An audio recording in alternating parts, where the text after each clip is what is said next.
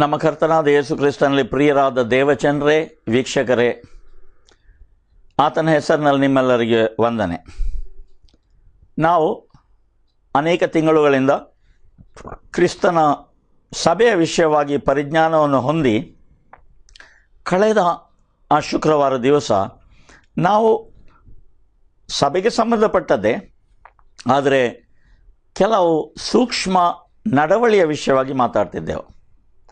ಅದರಲ್ಲಿ ನೆನಪು ಮಾಡಿಕೊಳ್ಳಿ, ನಿಮ್ಮ ನಡುಗಳು ಕಟ್ಟಿರಲಿ, ನಿಮ್ಮ ದೀವಟಿಗೆಗಳು ಉರಿಯುತ್ತಿರಲಿ. ಇದನ್ನು ನಾವು ಕೇಳಿದ ಕೂಡಲೇ ಈಗ ಇದು ಲೂಕನ್ ಬರೆದ ಸುವಾರ್ತೆ 12ನೇ ಸಂಧಿಯಲ್ಲಿ ನಾವು ಓದಿದ್ದೆವು. ಆದರೆ ಅನೇಕರು ದೇವರ ರಾಜ್ಯವು ಕರ್ತನ ಬರೋಣಕ್ಕೆ ಸಿದ್ಧವಾಗುವಂತಹ 10 ಮಂದಿ ಕನ್ನಿಕೆಯರಿಗೆ ಹೋಲಿಕೆಯಾಗಿದೆ ಎಂಬುದಾಗಿ ಹೇಳಿದ ಆ ಸಾಮ್ಯದೊಂದಿಗೆ ಸರಿದೂಗಿಸಿ ಅರ್ಥ ಮಾಡಿಕೊಳ್ಳುವುದುಂಟು. ಒಂದು ಲೆಕ್ಕದಲ್ಲಿ ಸರಿ, ಆದರೆ ಅದು ಸಮಗ್ರವಲ್ಲ. ಪ್ರಿಯರೇ, ಇಲ್ಲಿ ಹೇಳಿಯದು ನಿಮ್ಮ ನಡುಗಳು ಕಟ್ಟಿರಲಿ, ಲೂಕನ್ ಬರೆದ ಸುವಾರ್ತೆ 12ನೇ ಸಂಧಿ 35ನೇ ವಚನ. ಅಲ್ಲಿ ಹೇಳಿಯದು ನಿಮ್ಮ ನಡುಗಳು ಕಟ್ಟಿರಲಿ, ದೀವಟಿಗೆಗಳು ಉರಿದಿರಲಿ ಅಂತ ಹೇಳುವಾಗ ಅದು ಒಬ್ಬ ಕ್ರೈಸ್ತ ಮನುಷ್ಯನ ಜೀವಮಾನದ ಆ ಚಿಂತನಾತ್ಮಕ ಸಮರ್ಪಣೆಯ ಕರ್ತವ್ಯ. ಅದರಲ್ಲಿ ಸೇವಕರಾದವರು ಅಂದರೆ ಸಭೆಗೆ ದೂತರು ಅನಿಸಿಕೊಳ್ಳುವವರು, ಅವರಿಗೆ ಒಂದು ವಿಶೇಷವಾದ ಕಾರ್ಯ. ಅದೇನೆಂದರೆ 42ನೇ ವಚನದಲ್ಲಿ ಹೇಳಿದಂತೆ, ಹೊತ್ತಿಗೆ ಅಶನಕ್ಕೆ ಬೇಕಾದನ್ನು ಅಳೆದು ಕೊಡುವುದಕ್ಕಾಗಿ ಯಜಮಾನ ತನ್ನ ಮನೆಯವರ ಮೇಲೆ ನೇಮಿಸಿದ ನಂಬಿಕಸ್ಥನು ವಿವೇಕಿ ಆಗಿರುವ ಮನೆವಾರ್ತೆಯವನು ಯಾರು? ಯಜಮಾನ ಬಂದು ಯಾವ ಆಳು ಹೀಗೆ ಮಾಡುವುದನ್ನು ಕಾಣುವನೋ ಆ ಆಳು ಧನ್ಯನು, ಅಂಥವನನ್ನು ಅವನ ಎಲ್ಲ ಆಸ್ತಿಯ ಮೇಲೆ ನೇಮಿಸುವನು. ನಿಮಗೆ ಸತ್ಯವಾಗಿ ಹೇಳ್ತೇನೆ, ಆದರೆ ಆ ಆಳು ತನ್ನ ಯಜಮಾನ ಬರುವುದಕ್ಕೆ ತಡ ಮಾಡ್ತಾನೆ ಅಂತ ತನ್ನ ಮನಸ್ಸಿನಲ್ಲಿ ಅಂದುಕೊಂಡು ಗಂಡಾಳು ಹೆಣ್ಣುಗಳನ್ನು ಹೊಡೆಯುವುದಕ್ಕೂ ತಿಂದು ಕುಡಿದು ಅಮಲೇರುವುದಕ್ಕೂ ತೊಡಗಿದರೆ ಅವನು ನೆನೆಸದ ದಿನದಲ್ಲಿಯೂ ತಿಳಿಯದ ಗಳಿಗೆಯಲ್ಲಿಯೂ ಆ ಆಳಿನ ಯಜಮಾನ ಬಂದು ಅವನನ್ನು ಕಠಿಣವಾಗಿ ಹೊಡೆಸಿ ಅಪನಂಬಿಕಸ್ಥರಿಗೆ ಆಗತಕ್ಕ ಗತಿಯನ್ನು ಅವನಿಗೆ ನೇಮಿಸುವನು. ತನ್ನ ಯಜಮಾನ ಚಿತ್ತವನ್ನು ತಿಳಿದ ಆಳು ಸಿದ್ಧ ಮಾಡದೆ ಹೋದರೆ ಅಥವಾ ಅವನ ಚಿತ್ತಕ್ಕನುಸಾರವಾಗಿ ನಡೆಯದಿದ್ದರೆ ಅವನು ಬಹಳ ಪೆಟ್ಟು ತಿನ್ನುವನು. ತಿಳಿಯದೆ ಪೆಟ್ಟುಗಳಿಗೆ ಯೋಗ್ಯನಾದದ್ದನ್ನು ನಡೆಸಿದವನು ಸ್ವಲ್ಪ ಪೆಟ್ಟು ತಿನ್ನುವನು. ಯಾವನಿಗೆ ಬಹಳವಾಗಿ ಕೊಟ್ಟಿದೆಯೋ ಅವನ ಕಡೆಯಿಂದ ಬಹಳವಾಗಿ ನಿರೀಕ್ಷಿಸಲ್ಪಡುವುದು. ಪ್ರಿಯರೇ, ಇದು ಸಭೆಯ ವ್ಯವಸ್ಥೆಯಲ್ಲಿ ಸಭೆಯ ದೂತರು ಎಂಬುದಾಗಿ ಹೇಳಿದಂಥ ಸೇವಕರಿಗೆ, ಅದು ಇಂಡಿವಿಜುವಲಿ ಒಬ್ಬ ವ್ಯಕ್ತಿ ಆಗ್ಬೋದು ಅಥವಾ ಕೊಲೇಜಿಯೇಟ್ ಅಂತ ಹೇಳ್ತೇವೆ. ಅನೇಕ ಸಭೆಗಳಲ್ಲಿ ಒಬ್ಬನೇ ಸೇವಕರು ಇರುವುದಿಲ್ಲ, ಅನೇಕ ಸೇವಕರು ಒಟ್ಟಾಗಿ ಸೇರಿ ಒಬ್ಬರು ಇನ್ನೊಬ್ಬರು ಕ್ರಿಸ್ತನ ಅಪ್ಪಣೆಗೆ ಅಧೀನರಾಗಿ ದೇವರ ಮಕ್ಕಳನ್ನು ಮುನ್ನಡೆಸಿಕೊಂಡು ಹೋಗುವಂಥದ್ದು. ಪ್ರಿಯರೇ, ಅದರ ನಂತರ ಕರ್ತನ ಹೇಳ್ತಾ ಇದ್ದಾನೆ, ನಾನು ಬೆಂಕಿಯನ್ನು ಭೂಮಿಯ ಮೇಲೆ ಹಾಕಬೇಕೆಂದು ಬಂದೆನು. ಅದು ಇಷ್ಟರೊಳಗೆ ಹತ್ತಿಕೊಂಡಿದ್ದರೆ ನನಗೆ ಎಷ್ಟೋ ಸಂತೋಷ. ಆದರೆ ನಾನು ಹೊಂದತಕ್ಕ ದೀಕ್ಷಾಸ್ನಾನವನ್ನುಂಟು, ಅದು ನೆರವೇರುವ ತನಕ ನಾನು ಎಷ್ಟೋ ಇಕ್ಕಟ್ಟಿನಲ್ಲಿದ್ದೇನೆ. ಭೂಲೋಕದಲ್ಲಿ ಸಮಾಧಾನ ಉಂಟು ಮಾಡುವುದಕ್ಕೆ ಬಂದೇನೆಂದು ಭಾವಿಸ್ತೀರೋ? ಅದಕ್ಕೆ ಬರಲಿಲ್ಲ, ಭೇದವನ್ನುಂಟು ಮಾಡುವುದಕ್ಕೆ ಬಂದೇನೆಂದು ನಿಮಗೆ ಹೇಳ್ತೇನೆ. ಹೇಗೆಂದರೆ, ಇಂದಿನಿಂದ ಒಂದೇ ಮನೆಯಲ್ಲಿರುವ 5 ಮಂದಿಯೊಳಗೆ ಇಬ್ಬರಿಗೆ ವಿರೋಧವಾಗಿ 3, 3ರಿಗೆ ವಿರೋಧವಾಗಿ 2, ಈ ಮೇರೆಗೆ ಭೇದಗಳಾಗಿರುವರು. ಮಗನಿಗೆ ವಿರೋಧವಾಗಿ ತಂದೆಯು, ತಂದೆಗೆ ವಿರೋಧವಾಗಿ ಮಗನು, ಮಗಳಿಗೆ ವಿರೋಧವಾಗಿ ತಾಯಿಯು, ತಾಯಿಗೆ ವಿರೋಧವಾಗಿ ಮಗಳು, ಸೊಸೆಗೆ ವಿರೋಧವಾಗಿ ಅತ್ತೆಯು, ಅತ್ತೆಗೆ ವಿರೋಧವಾಗಿ ಸೊಸೆಯು ಭೇದ ಉಳ್ಳವರಾಗಿರುವರು ಅಂದನು. ಇದರ ಅರ್ಥವೇನಂತ ಹೇಳಿದರೆ, ಪ್ರಿಯರೇ, ಕ್ರಿಸ್ತನ ಸಭೆಯ ಆ ತತ್ವಗಳನ್ನು, ಸಮರ್ಪಣೆಯನ್ನು ಪ್ರತಿಯೊಬ್ಬರು ವೈಯಕ್ತಿಕವಾಗಿ ಹೊಂದತಕ್ಕದ್ದು. ನನ್ನ ಅಪ್ಪ ಮಾಡ್ತಾನೆ ಅದರಿಂದ ನಾನು ಮಾಡ್ತೇನೆ, ಅಥವಾ ನನ್ನ ಮಗ ಹೇಳ್ತಾನೆ ಅದರಿಂದ ನಾನು ಮಾಡ್ತೇನೆ ಅಲ್ಲ. ಅಪ್ಪನ ಲೆಕ್ಕವನ್ನು ಅಪ್ಪ ಕೊಡ್ತಾನೆ, ಮಗನ ಲೆಕ್ಕವನ್ನು ಮಗ ಕೊಡುವುದು. ತಾಯಿಯ ಲೆಕ್ಕವನ್ನು ತಾಯಿ ಕೊಡ್ತಾಳೆ, ಮಗಳ ಲೆಕ್ಕವನ್ನು ಮಗಳು ಕೊಡ್ತಾಳೆ. ಪ್ರಿಯರೇ, ಈಗ ವೈಯಕ್ತಿಕವಾದ ಸಮರ್ಪಣೆಯ ಕಾರಣಕ್ಕಾಗಿ ಒಬ್ಬ ಮನುಷ್ಯನು ತನ್ನ ಕುಟುಂಬದಲ್ಲಿ ನಮಗೆ ಆದರಣೆ ಆಗಿರುವಂಥ ಅಥವಾ ನಮ್ಮನ್ನು ಬೆಳೆಸುವವರು, ಅಪ್ಪ ಅಮ್ಮ ನಮ್ಮನ್ನು ಬೆಳೆಸುವುದಿಲ್ವ? ಅಥವಾ ವೃದ್ಧಾಪ್ಯದಲ್ಲಿ ಹಿರಿಯರನ್ನು ತಮ್ಮ ಮಕ್ಕಳು ನೋಡಿಕೊಳ್ಳುವುದಿಲ್ವ? ಆದರೆ ಅಂಥ ಒಂದು ಕಾರಣಕ್ಕಾಗಿ ನಾವು ದೇವರ ವಾಕ್ಯವನ್ನು ನಾವು ಸಡಿಲಗೊಳಿಸಿ ನಮ್ಮ ಅಪ್ಪ ನಮ್ಮನ್ನು ನೋಡಿಕೊಳ್ತಾರೆ, ಅದರಿಂದ ಅಪ್ಪ ಮಾಡಿದಂತೆ ನಾನು ಮಾಡ್ತೇನೆ. ಅಪ್ಪ ನನ್ನನ್ನು ಸಾಕಿದ್ದಾರೆ, ಇಷ್ಟು ವರ್ಷ ಸಲ್ಲಿಸಿದ್ದಾರೆ, ಆದ್ದರಿಂದ ನಾನು ಅಪ್ಪ ಹೇಳಿದಂತೆ ಮಾಡ್ತೇನೆ. ಆ ಸಮಯದಲ್ಲಿ ಏನು ಮಾಡಬೇಕಾಗಿದೆ ಗೊತ್ತಾ? ಆ ಸಮಯದಲ್ಲಿ ಅಪ್ಪನು ನಿಮಗೆ ಒಂದು ಸ್ವರ್ಗವನ್ನು ನೇಮಿಸಬೇಕು. ಅಪ್ಪನಿಗೆ ಸಾಮರ್ಥ್ಯ ಉಂಟದು. ಅಥವಾ ಬೆಳೆದ ಮಕ್ಕಳು ಕೆಲವೊಮ್ಮೆ ತನ್ನ ತಂದೆ ತಾಯಿಗಳ ಆರೈಕೆಯನ್ನು ವೃದ್ಧಾಪ್ಯದಲ್ಲಿ ನೋಡುತ್ತಿರುವಾಗ ಆ ತಂದೆ ತಾಯಿಗಳು ನನ್ನ ಮಗನೇನು ಹೇಳ್ತಾನ ಏನೋ, ಆದ್ದರಿಂದ ನಾನು ಮಗನಿಗೆ ಮೆಚ್ಚುಗೆ ಆಗುವ ರೀತಿಯಲ್ಲಿ ನನ್ನ ಆತ್ಮ ಕಾರ್ಯಗಳನ್ನು ಮಾಡ್ತಾನೆ ಅಂತ ಹೇಳಿದರೆ, ಪ್ರಿಯರೇ, ಇದು ದೇವರ ರಾಜ್ಯಕ್ಕೆ ಅವರು ಮಾಡುವ ದ್ರೋಹ. ಆದ್ದರಿಂದ ವೈಯಕ್ತಿಕವಾಗಿ ಬೆಂಕಿಯೋಪಾದಿಯಲ್ಲಿ ಯೇಸು ಕ್ರಿಸ್ತನ ಸುವಾರ್ತೆಯು ಈ ಲೋಕದಲ್ಲಿ ಪ್ರಚಲಿತವಾಗುವ ವಿಷಯದಲ್ಲಿ ಕರ್ತನಲ್ಲಿ ಮಾತಾಡ್ತಾ ಇದ್ದಾನೆ. ಅಂದರೆ ಪ್ರತಿಯೊಬ್ಬನು ದೇವರ ಚಿತ್ತವನ್ನು ತಿಳಿದು ತನ್ನ ಜೀವನವನ್ನು ಮುನ್ನಡೆಸುವಾಗ ಅದರಲ್ಲಿ ಯಾವ ಗ್ಯಾರಂಟಿ ಇಲ್ಲ. ಮಗನ ಕಾರ್ಯಕ್ಕೆ ತಂದೆ ಒಪ್ಪಬೇಕು ಅಥವಾ ತಂದೆಯ ಕಾರ್ಯಕ್ಕೆ ಮಗ ಒಪ್ಪಬೇಕೆಂದಿಲ್ಲ. ಅತ್ತೆಗೆ ಆಲೋಚನೆ ಇರ್ಬೋದು, ನನ್ನ ಸೊಸೆ ನನಗೆ ಬೇಕಾದಾಗೆ ಮಾಡಬೇಕು ಅಂತ ಹೇಳಿ. ಆದರೆ ದೇವರ ಚಿತ್ತ ಪ್ರಕಾರ ಬೇಕಾಗಿಲ್ಲ. ಯಾಕಂದರೆ ಸೊಸೆಯು ತನ್ನ ಜೀವನಕ್ಕೆ, ತನ್ನ ಜೀವಕ್ಕೆ ಲೆಕ್ಕ ಕೊಡುವವಳು, ಅತ್ತೆಯ ಜೀವನಕ್ಕೆ ಲೆಕ್ಕ ಕೊಡುವವಳು. ಈಗ ನೋಡಿ, ಹೀಗೆ ಲೆಕ್ಕ ಕೊಡುವುದಾದರೂ ಒಂದು ವೇಳೆ ಸೊಸೆ ತನ್ನ ಜವಾಬ್ದಾರಿನ ಅತ್ತೆಯ ವಿಷಯದಲ್ಲಿ ನೆಗ್ಲೆಕ್ಟ್ ಮಾಡ್ತಾರಾದರೆ ದೇವರ ವಾಕ್ಯ ಏನು ಹೇಳ್ತದೆ? ಅರ್ಥವಾಯ್ತಲ್ಲ? ಈಗ ನೋಡಿ, ಸರಿಯಾಗಿ ಗ್ರಹಿಸಿಕೊಳ್ಳಿ. ದೇವರ ಚಿತ್ತಾನುಸಾರವಾಗಿ ಹೆತ್ತವರ ಕಡೆಗೆ, ತಂದೆ ತಾಯಿಗಳ ಕಡೆಗೆ ನಮಗೆ ಇರುವಂಥ ಒಂದು ಕರ್ತವ್ಯ ಉಂಟು. ಅದು ಯವನ ಪ್ರಾಯದಲ್ಲಾಗಲಿ ವೃದ್ಧಾಪ್ಯದಲ್ಲಾಗಲಿ ಆ ದೇವರ ಚಿತ್ತಕ್ಕನುಸಾರವಾಗಿಯೇ ಅದನ್ನು ಪಾಲಿಸಬೇಕಲ್ಲದೆ ತನ್ನ ಮಕ್ಕಳು ನನಗೆ ಮೆಚ್ಚುಗೆಯಾಗಬೇಕು, ಆದ್ದರಿಂದ ನಾನು ಮಗನಿಗೆ ಮೆಚ್ಚುಗೆ ಆಗುವುದನ್ನು ಕಾಣ್ತೇನೆ ಅಂತ ಹೇಳಿದರೆ ಅಂತಹ ಮನುಷ್ಯನಿಗೆ ಮಗನು ಒಂದು ಸ್ವರ್ಗವನ್ನು ರೆಡಿ ಮಾಡಬೇಕಾಗ್ತದೆ. ಅಂಥ ಒಂದು ವ್ಯವಸ್ಥೆ ಇಲ್ಲ ಪ್ರಿಯರೇ. ನಿಜವಾದ ವ್ಯವಸ್ಥೆ ಇರುವ ದೇವರದು ಒಂದೇ ಸ್ವರ್ಗ. ಅದನ್ನು ನಮಗೆ ಕೊಡುವುದಕ್ಕಾಗುವಂತೆ ನಮ್ಮ ಕರ್ತನು ಬಂದನು. ನಮಗೆ ಅಡ್ಡಿರುವಂಥ ಪಾಪವನ್ನು ನಮಗಿಂದ ತೆಗೆದಾತನು ಕರ್ತನು. ಆದ್ದರಿಂದ ಕರ್ತನ ಮಾತುಗಳಿಗೆ ನಾವು ವಿಧೇಯರಾಗಬೇಕೇ ಹೊರತು ತನ್ನ ಮಕ್ಕಳ ಮಾತುಗಳಿಗೆ ವಿಧೇಯರಾಗುವುದು ಮನುಷ್ಯರನ್ನು ಮೆಚ್ಚಿಸಿಕೊಳ್ಳುವಂತಹದ್ದು ಆಗಿರ್ಬೋದು. ಒಬ್ಬ ದನಿ ಒಳ್ಳೆಯ ರೀತಿಯಲ್ಲಿ ನಮ್ಮನ್ನು ಸಂರಕ್ಷಿಸಿ ಬೆಳೆಸ್ತಾ ಇದ್ದಾನೆ, ದೇವರಿಗೆ ಸ್ತೋತ್ರ. ಅಂತಹ ಒಂದು ಅದ್ಭುತಮಯವಾದ ದನಿಯನ್ನು ದೇವರು ನನಗೆ ಕೊಟ್ಟರು ಎಂಬುದಕ್ಕೆ ನಾವು ದೇವರಿಗೆ ಮಹಿಮೆ ಕೊಡಬೇಕಲ್ಲದೆ ಆ ದನಿಯನ್ನು ಮೆಚ್ಚಿಸುವ ಹಂತದಲ್ಲಿ ನಾವು ನಮ್ಮ ಯಜಮಾನನ ಆ ವಿಷಯ ಗಮನಕ್ಕೆ ಇಟ್ಟುಕೊಂಡು ದೇವರ ಕಾರ್ಯಗಳಿಗೆ ನಾವು ವಿರೋಧ ಹೋಗುವುದಲ್ಲ. ಯಾಕಂದರೆ ಅಲ್ಟಿಮೇಟ್ ಆಗಿ ಅಂದರೆ ಅಂತ್ಯದಲ್ಲಿ ಎಲ್ಲ ನಮಗೆ ಸಿಕ್ಕುವಂಥದ್ದು ದೇವರ ಮೂಲಕ ಮಾತ್ರವಲ್ಲ, ನಮ್ಮ ಭವಿಷ್ಯ ಇರುವಂಥ ದೇವರಲ್ಲಿ. ಆದ್ದರಿಂದ ನಾವು ನಮ್ಮ ದನಿಗಳಿಗಾಗಿ ವಿಧೇಯರಾಗಬೇಕು. ನಮ್ಮ ಅಪ್ಪ ನಮ್ಮನವರನ್ನು ಸಲಹಿಸಬೇಕು. ಅವರು ವೃದ್ಧಾಪ್ಯದಲ್ಲಿರುವಾಗ ಅವರ ಬಲಹೀನತೆಯಲ್ಲಿ ಅವರಿಗೆ ಬಲವಾಗಬೇಕು. ಅದೆಲ್ಲ ಮಾಡಬೇಕು. ಆದರೆ ತನ್ನ ವಿಶ್ವಾಸವನ್ನು ಕಾಪಾಡುವುದು ದೇವರು ಮೆಚ್ಚಿಸಿಕೊಳ್ಳುವಂತೆ. ಇದೇ ಆ ಸ್ಥಳದಲ್ಲಿ ಹೇಳಲ್ಪಟ್ಟದು. ನಾನು ಬೆಂಕಿಯನ್ನು ಭೂಮಿಯ ಮೇಲೆ ಹಾಕಬೇಕೆಂದು ಬಂದೆನು, ಅದು ಇಷ್ಟರೊಳಗೆ ಹತ್ತಿಕೊಂಡಿದ್ದರೆ ನನಗೆ ಎಷ್ಟೋ ಸಂತೋಷ. ಆದರೆ ನಾನು ಹೊಂದತಕ್ಕ ದೀಕ್ಷಾಸ್ನಾನವನ್ನುಂಟು, ಅದು ನೆರವೇರುವ ತನಕ ನಾನು ಎಷ್ಟೋ ಇಕ್ಕಟ್ಟಿನಲ್ಲಿದ್ದೇನೆ. ಪ್ರಿಯರೇ, ಈಗ ಆ ಶಬ್ದ ದೀಕ್ಷಾಸ್ನಾನ ಇಲ್ಲಿ ಕೊಟ್ಟಿದೆ ಎಂಬ ಕಾರಣಕ್ಕೆ ಒಬ್ಬನು ಹೇಳಲಿಕ್ಕಾಗೋದಿಲ್ಲ ಆ ದೀಕ್ಷಾಸ್ನಾನ ನೀರಿನಲ್ಲಿ ಕೊಡುವುದು ಅಂತ ಹೇಳಿ. ಪ್ರಿಯರೇ, ಈ ದೀಕ್ಷಾಸ್ನಾನ ನೀರಿನಲ್ಲಿ ಕೊಡುವುದಲ್ಲ.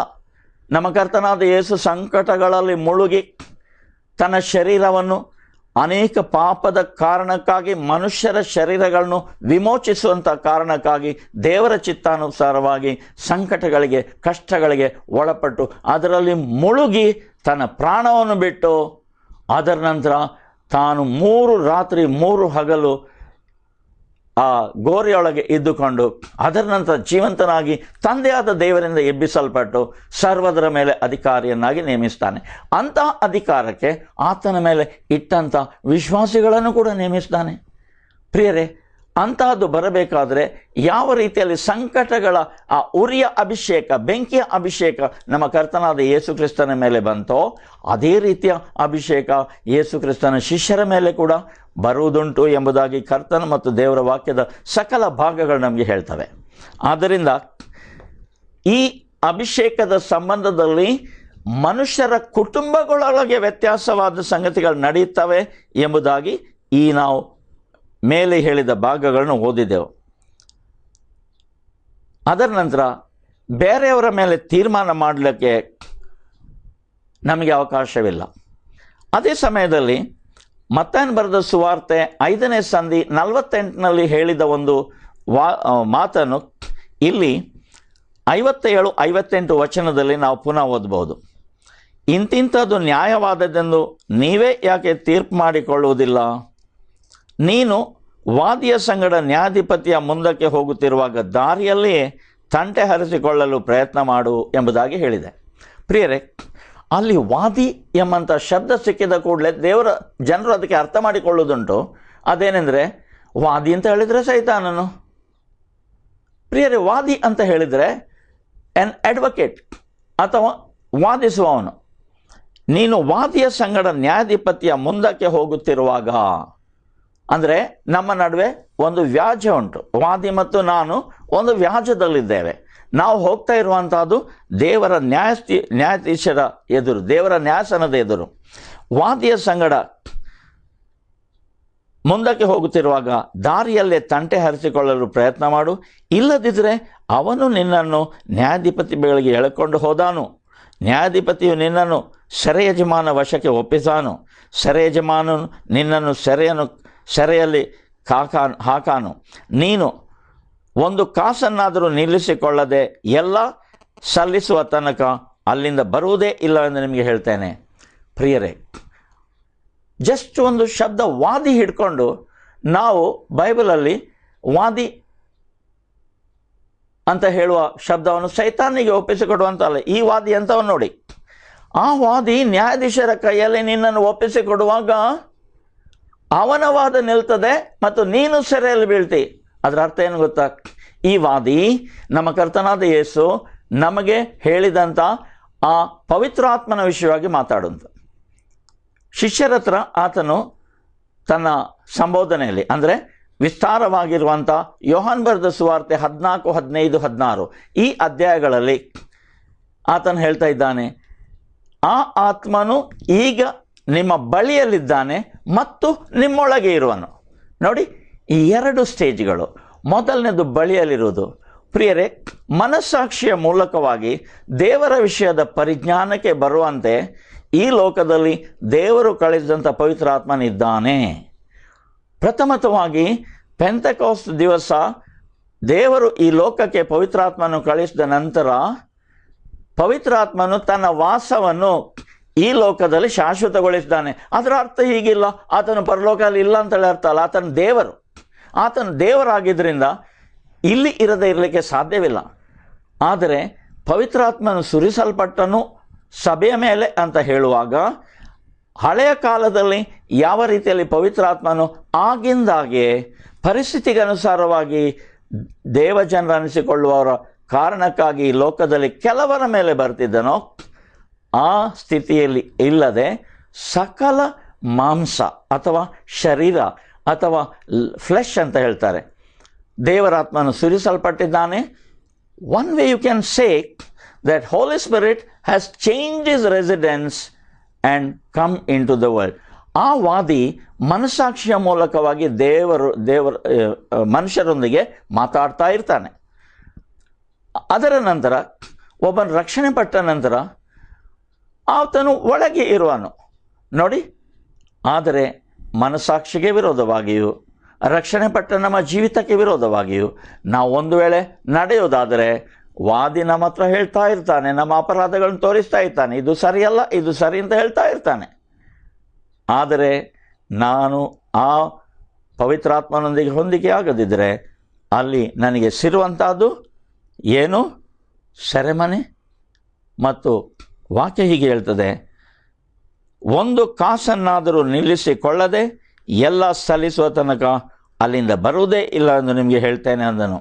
ಪ್ರಿಯರೇ, ದೇವರು ಇವತ್ತು ಮನುಷ್ಯರ ರಕ್ಷಣಾರ್ಥವಾಗಿ ನಮ್ಮ ಕರ್ತನಾದ ಯೇಸು ಯಾವುದನ್ನೆಲ್ಲ ತನ್ನ ಶಿಲುಬೆಯ ಮೂಲಕವಾಗಿ ಗಳಿಸಿದನೋ ಅದನ್ನು ಮನುಷ್ಯರ ಅಂದರೆ ಆತನು ಅಂಗೀಕರಿಸಿದಂಥ ಜನರ ನಡುವೆ ಅದನ್ನು ಶಾಶ್ವತಪಡಿಸಿ ಮುದ್ರೆ ಹಾಕುವುದಕ್ಕಾಗಿ ಪವಿತ್ರಾತ್ಮನು ಕಳಿಸಲ್ಪಟ್ಟಿದ್ದಾನೆ. ಈಗ ನೋಡಿ, ಅಂತರಿಂದ್ರಿಯಗಳನ್ನು ಪರಿಶೀಲಿಸುವ ದೇವರು ಎಂಬುದಾಗಿ ಆತನ ವಿಷಯವಾಗಿ ಪ್ರಕಟಣೆ ಪುಸ್ತಕದ 2ನೇ ಸಂಧಿಯ 23ನೇ ವಚನದಲ್ಲಿ ನಾವು ಓದಿದೆವು. ಆತನು ಮನುಷ್ಯರ ಅಂತರಿಂದ್ರಿಯಗಳನ್ನು ಪರಿಶೀಲಿಸ್ತಾನೆ. ಯಾರು? ಪವಿತ್ರಾತ್ಮನು. ಇದು ಪವಿತ್ರಾತ್ಮನ ಕೆಲಸ. ಆದ್ದರಿಂದ ನಮ್ಮ ಅಂತರ್ಯದ ಸ್ಥಿತಿಯನ್ನು ತಿಳಿದುಕೊಂಡು ಪವಿತ್ರಾತ್ಮ ನಮಗೆ ದಾರಿ ಮುನ್ನಡೆಸ್ತಾನೆ ಎಂಬುದನ್ನು ನಾವು ಗ್ರಹಿಸಬೇಕು. ಪುನಃ ನಾನು ನೆನಪು ಮಾಡ್ತೇನೆ, ಈ ಎಲ್ಲ ಕಾರ್ಯಗಳು ಸಾಮುದಾಯಿಕವಾಗಿ ನಾನು ನಿಮ್ಮೊಂದಿಗೆ ಹಂಚಿಕೊಳ್ಳುವುದಿಲ್ಲ, ವೈಯಕ್ತಿಕವಾಗಿ. Please understand, those who are in the body of Christ, ಕ್ರಿಸ್ತನ ಶರೀರವೆಂಬ ಆತನ ಸಭೆಯಲ್ಲಿ ಐಕ್ಯವಾಗಿದ್ದಾರೋ ಅವರು ವೈಯಕ್ತಿಕವಾಗಿ ತನ್ನ ಆ ನಡವಳಿಯನ್ನು ಕ್ರಿಸ್ತನ ಸಭೆಯಲ್ಲಿ ಮುನ್ನಡೆಸಿಕೊಂಡು ಹೋಗುವಂಥ ಒಂದು ಜವಾಬ್ದಾರಿ. ಪ್ರತಿಯೊಬ್ಬನು ಈ ರೀತಿಯಲ್ಲಿ ತನ್ನ ಜವಾಬ್ದಾರಿಯನ್ನು ದೇವರ ಚಿತ್ತಾನುಸಾರವಾಗಿ ದೀನತೆಯಿಂದಲೂ ಪ್ರೀತಿಯಿಂದಲೂ ಕ್ಷಮಾಭಾವದಿಂದಲೂ ದೀರ್ಘ ಶಾಂತಿ ಅಂತ ಹೇಳಿದೆ, ಆದರೆ ನಾನು ಹೇಳಲಿಕ್ಕೆ ಇಷ್ಟಪಡ್ತೇನೆ ದೀರ್ಘ ಸೈರಣೆ ಅಂತ ಹೇಳೋದು ಎಷ್ಟೋ ಒಳ್ಳೆಯದು. ಇದರ ಮೂಲಕವಾಗಿ ಈ ಲೋಕದಲ್ಲಿ ದೇವಜನರ ನಡುವೆ ತನ್ನ ಕಾರ್ಯಗಳು ನೆರವೇರಿಸ್ತಾನ. ಆ ಮನುಷ್ಯನು ನಿಜವಾಗಿ ದೇವರ ಚಿತ್ತಾನುಸಾರವಾಗಿ ಯಾವ ರೀತಿಯ ವಿರೋಧಗಳು ಅವನಿಗೆ ಬಂದರೂ ಅವನು ಮುನ್ನಡೆಯುತ್ತಾನೆ. ಈಗ ನಾವು ಕರ್ತನ ಬರೋಣಕ್ಕೆ ಬರೋಣ. ಇದೇ ಲೂಕನ್ ಬರೆದ ಸುವಾರ್ತೆಯಲ್ಲಿ 21ನೇ ಸಂಧಿಗೆ ನಾವು ನಮ್ಮ ಬೈಬಲ್ಗಳನ್ನು ತೆರೆದರೆ ಅಲ್ಲಿ ನಮಗೆ ಸಿಗ್ತದೆ. 21ನೇ ಸಂಧಿಯ 5ನೇ ವಚನದಿಂದ ಮುಂದೆ ಓದುವರಾಗಿದ್ದೇವೆ. ಆದರೆ ಓದುವುದಕ್ಕಿಂತ ಮುಂಚೆ ಒಂದು ಕಿವಿ ಮಾತು. ಸ್ಪಷ್ಟವಾಗಿ ನಾವು ಯಾವ ಸಬ್ಜೆಕ್ಟನ್ನು ಈಗ ತಗೊಳ್ತೇವೆ. ಕ್ರಿಸ್ತನ ಸಭೆಯನ್ನು ದೇವರು ಈ ಲೋಕದಲ್ಲಿ ಇಟ್ಟಿದ್ದಾನೆ. ಏನಕ್ಕೆ? ಬರೀ ಇಷ್ಟೇ ಕಾರ್ಯ. ಯಾವ ಕಾರ್ಯವನ್ನು ಮತ್ತು ಕೆಲಸಗಳನ್ನು ಮತ್ತು ಸೊತ್ತನ್ನು ನಮ್ಮ ಕರ್ತನಾದ ಯೇಸು ಮನುಷ್ಯರಿಗಾಗಿ ಶಿಲುಬೆಯ ಮರಣದ ಮೂಲಕವಾಗಿ ಪಡ್ಕೊಂಡನೋ ಅದನ್ನು ಈ ಲೋಕದ ಜನರಿಗೆ ಹಂಚಿಕೊಡುವುದಕ್ಕಾಗಿ ಕ್ರಿಸ್ತನು ತನ್ನ ಶರೀರ ಎಂಬಂಥ ಒಂದು ಶರೀರದ ಸ್ಥಳದಲ್ಲಿ ಆತನಿಗೆ ಅಧೀನರಾಗಿ ಪಾಪರಹಿತ ಜೀವನಕ್ಕೆ ತನ್ನನ್ನೇ ಒಪ್ಪಿಸಿಕೊಟ್ಟಂಥ ದೇವ ಜನರ ನಡುವೆ ಪವಿತ್ರಾತ್ಮನ ಕಾರ್ಯದ ಮೂಲಕವಾಗಿ ಶಾಶ್ವತವಾಗಿ ಇಟ್ಟಿದ್ದಾನೆ. ಪ್ರಿಯರೇ, ಇಂಥ ಕಾರ್ಯಗಳು ಕಳೆದ 20 ಶತಮಾನಗಳಲ್ಲಿ ನಡೆಯುತ್ತಾ ಬಂದವು. ಕರ್ತನು ಹೇಳಿದ್ದಾನೆ, ನನ್ನ ಬರೋಣದ ದಿನಕ್ಕಾಗಿ ಕಾಯುತ್ತಾ ಇರಿ. ಆ ಕಾಯುವ ವಿಷಯವಾಗಿ ಅನೇಕ ಸಾಮ್ಯಗಳನ್ನು ನಮಗೆ ಕೊಟ್ಟಿದ್ದಾನೆ. ಒಬ್ಬ ಅರಸನು ತನ್ನ ಮಗನ ಮದುವೆಗೆ ಮಾಡಿಕೊಂಡಂಥ ಔತಣದ ವಿಷಯವಾಗಿ ಒಂದು ಸಾಮ್ಯ ಹೇಳಿದ್ದಾನೆ. ಮಾತ್ರವಲ್ಲ, ಯಜಮಾನನು ತನ್ನ ದ್ರಾಕ್ಷಿ ತೋಟದಲ್ಲಿ ಕೆಲಸಕ್ಕೆ ಹಾಕಿದ ಜನರಿಂದ ನಿರೀಕ್ಷಿಸುವಂಥ ಆ ಫಲದ ವಿಷಯವಾಗಿ ಹೇಳಿದ್ದಾನೆ. ಮಾತ್ರವಲ್ಲ, ಯಜಮಾನನು ಹಗಲಿನ ಬೇರೆ ಬೇರೆ ಹಂತಗಳಲ್ಲಿ ಕೆಲಸದವರನ್ನು ಕಳಿಸಿದ್ದಾನೆ.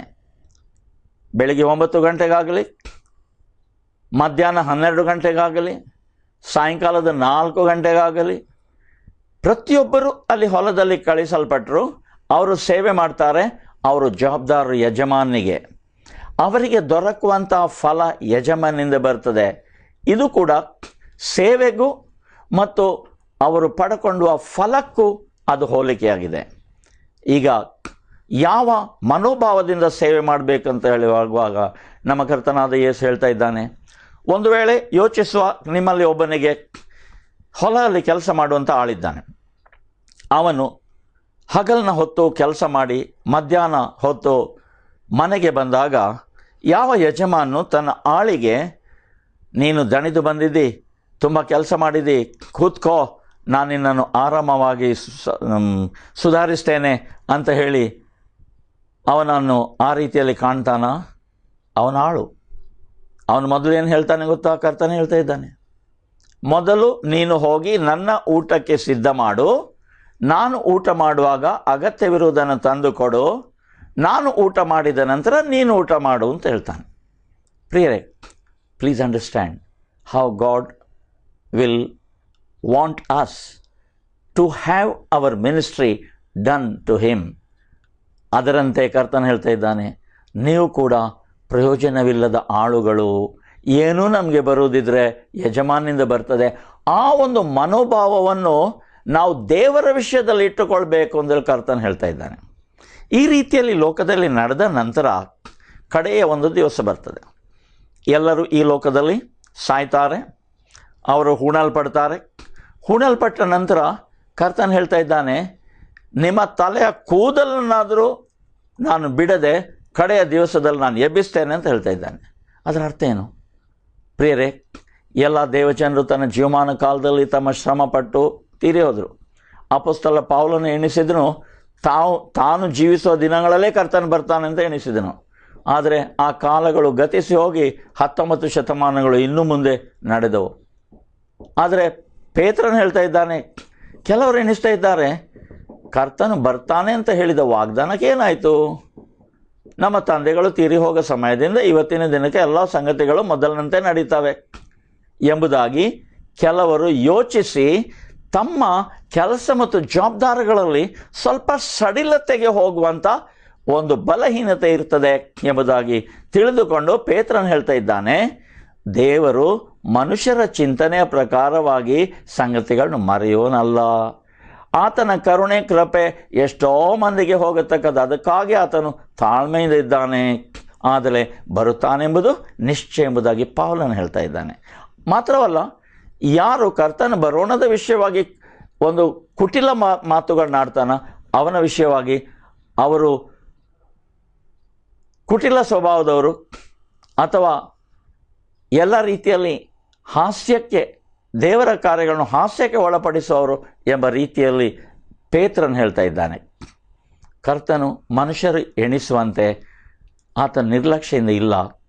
ಆತನ ಕರುಣೆಯೇ ಆತನನ್ನು ಅನೇಕರು ಒಳಗೆ ಬರುವಂತೆ ಕಾಯ್ತದೆ ಎಂಬುದಾಗಿ ಹೇಳಿದೆ. ಅದರ ವಿಷಯದಲ್ಲಿ, ಆತನ ಬರೋಣದ ವಿಷಯದಲ್ಲಿ ಕರ್ತನು ಹೇಳಿದ ಮಾತಿನ ವಿಷಯ ನಾವು ಲೂಕನ್ ಬರೆದ ಸುವಾರ್ತೆ 21ನೇ ಸಂಧಿಯಲ್ಲಿ ಓದ್ತೇವೆ. ಅದನ್ನು ಇವತ್ತು ಸ್ವಲ್ಪ ಟಚ್ ಮಾಡಿ ಮುಂದಿನ ವಾರಕ್ಕೆ ನೀವು ಸಿದ್ಧರಾಗುವಂತೆ ಆ ಭಾಗಗಳನ್ನು ಓದಿ ಬಂದರೆ ಒಳ್ಳೆಯದು. ಮಾತ್ರವಲ್ಲ, ಇದೇ ಸಂಗತಿಗಳು ಮತ್ತಾಯನ ಬರೆದ ಸುವಾರ್ತೆಯ 24ನೇ ಸಂಧಿಯಲ್ಲಿ ಕೂಡ ಬರೆದಿದೆ. ಆ ಸನ್ನಿವೇಶ ಯಾವುದಂತ ಹೇಳಿದರೆ, ದೇವಾಲಯದ ಕಲ್ಲುಗಳನ್ನು, ಅಂದರೆ ಯಹೂದ್ಯರು ತಮ್ಮ ದೇವಾಲಯದ ವಿಷಯವಾಗಿ ಬಹಳ ಹೆಚ್ಚು ಘನತೆಯ ಮತ್ತು ಗಂಭೀರದ ಒಂದು ಭಕ್ತಿಯ ಚಿಂತನೆಯನ್ನು ಇಟ್ಟುಕೊಂಡವರು. ಆ ದೇವಾಲಯದ ವಿಷಯವಾಗಿ ಯಾರಾದರೂ ಏನು ಮಾತಾಡಿದರೆ ಅವರಿಗೆ ಎಲ್ಲಿಲ್ಲದ ಕೋಪ ಬರ್ತಿತ್ತು. ಆ ಕೋಪ ಬರುವಂಥ ದೇವರ ಪವಿತ್ರಾತ್ಮನಿಂದಲ್ಲ. ಈಗ ಸ್ಟೆಫನನ್ನು ಕೂಡ ಇವರು ಭಕ್ತಿ ಕಾರ್ಯವನ್ನು ದೇವಾಲಯದಲ್ಲಿ ಮಾಡೋದು ನೋಡುವಾಗ ಇವರು ಮೆಟೀರಿಯಲ್ ಅಥವಾ ವಸ್ತುಸ್ಥಿತಿಯ ದೇವಾಲಯಕ್ಕೆ ನೀವು ಇಷ್ಟು ಸಂಗತಿಗಳನ್ನು ಮಾಡ್ತೀರಾ, ಆದರೆ ನೀವು ಮಾಡುವಂಥ ಪಾಪಕೃತ್ಯ ದುಷ್ಕೃತ್ಯಗಳಿಂದಾಗಿ ಈ ದೇವಾಲಯವನ್ನು ದೇವರು ಬಿಟ್ಟು ಬಿಡುವ ಸಮಯ ಬರ್ತದೆ ಅಂತ ಹೇಳುವಾಗ ಅವರಿಗೆ ಎಲ್ಲಿಲ್ಲದ ಕೋಪ ಬಂತು. ಯಾಕೆ? ತಮ್ಮ ಭಕ್ತಿ ಕಾರ್ಯ ವಿಷಯವಾಗಿ ಈ ಮನುಷ್ಯನು ಕೇಡು ಮಾಡ್ತಾ ಇದ್ದಾನೆ. ಪ್ರಿಯರೇ, ಇವತ್ತು ಕೂಡ ನೋಡಿ, ಯಾರಾದರೂ ಇಷ್ಟ ತನಕ ತಾನು ತಿಳಿದೋ ತಿಳಿಯದೇ ಇದ್ದೋ ಏನಾದರೂ ಭಕ್ತಿ ಕಾರ್ಯ ವಿಷಯವಾಗಿ ಅವನು ಗಂಭೀರದಿಂದ ಚಿಂತನೆಯಲ್ಲಿದ್ದಾನಾದರೆ ಆ ಭಕ್ತಿ ಕಾರ್ಯ ವಿಷಯವಾಗಿ ಟೀಕೆ ಮಾಡುವವರ ವಿಷಯ ಈ ಮನುಷ್ಯನು ಕ್ರೋಧದಿಂದ ಎದ್ದು ಅವರನ್ನು ಕೊಲ್ಲುವುದಕ್ಕೂ ತಯಾರಿದ್ದಾನೆ. ನೋಡಿ, ಅದೇ ಅಂತಹ ಸಮಯದಲ್ಲಿ ದೇವಾಲಯದಲ್ಲಿ ಹೋಗುತ್ತಿರುವಾಗ ಆ ಎಂಥ ದೊಡ್ಡ ಕಲ್ಲುಗಳು ಸ್ವಾಮಿ ಅಂತ ಹೇಳ್ತಿರುವಾಗ ಕರ್ತನಾದ ಯೇಸು ಹೇಳ್ತಾ ಇದ್ದಾನೆ, ಇವುಗಳನ್ನೆಲ್ಲ ನೋಡ್ತೀರಾ, ಇಲ್ಲಿ ಒಂದು ಕಲ್ಲು ಇನ್ನೊಂದು ಕಲ್ಲಿನ ಮೇಲೆ ಇರದಂತೆ ಇದೆಲ್ಲವೂ ನಾಶವಾಗಿ ಹೋಗ್ತಾ ಅಂತ ಹೇಳುವಾಗ ತಮ್ಮ ದೇವಾಲಯದ ವಿಷಯವಾಗಿ ಕೇಡು ಮಾತಾಡ್ತಾನೆ ಅಂತ ಹೇಳುವವರು ಕೂಡ ಇದ್ದಾರೆ. ಪ್ರಿಯರೇ, ಅಂತಹ ಆ ಪರಿಸ್ಥಿತಿಗಳನ್ನು ನಾವು ಗಮನಿಸಿಕೊಂಡು ದೇವರ ಹೃದಯದ ಬಡಿತ, ನಮ್ಮ ಕರ್ತನಾದ ಯೇಸು ಕ್ರಿಸ್ತನ ಹೃದಯದ ಬಡಿತ ಅದೇ ಆಲಯದ ವಿಷಯವಾಗಿ ಹೇಳಿಲ್ವಾ? ತನ್ನ ಆಲಯದ ವಿಷಯದಲ್ಲಿ ಆತನು ಗಂಭೀರತೆಯಿಂದ ಇದು ಪ್ರಾರ್ಥನೆ ಮನೆ ಎನ್ನಿಸಿಕೊಳ್ಳುವುದು, ಆದರೆ ನೀವು ಅದನ್ನು ಕಳ್ಳರ ಗವಿಯನ್ನಾಗಿ ಮಾಡಿದ್ರಿ ಅಂತ ಹೇಳಿಲ್ವಾ? ಪ್ರಿಯರೇ, ಆದ್ದರಿಂದ ಈ ಮಾತುಗಳ ಆಧಾರದ ಮೇರೆಗೆ ನಮ್ಮ ಭಕ್ತಿಗಳನ್ನು ದಯಮಾಡಿ ಒಟ್ಟಿಗೆ ಸೇರಿಸಿ ಆ ದೇವರ ಚಿತ್ತಕ್ಕೆ ನಾವು ನಮ್ಮನ್ನೇ ಸಿದ್ಧ ಮಾಡಿ ಬೆಳೆಯುವಂಥದ್ದು ಬಹಳ ಅಗತ್ಯ. ಕರ್ತ ನಿಮ್ಮನ್ನು ಆಶೀರ್ವದಿಸಲಿ.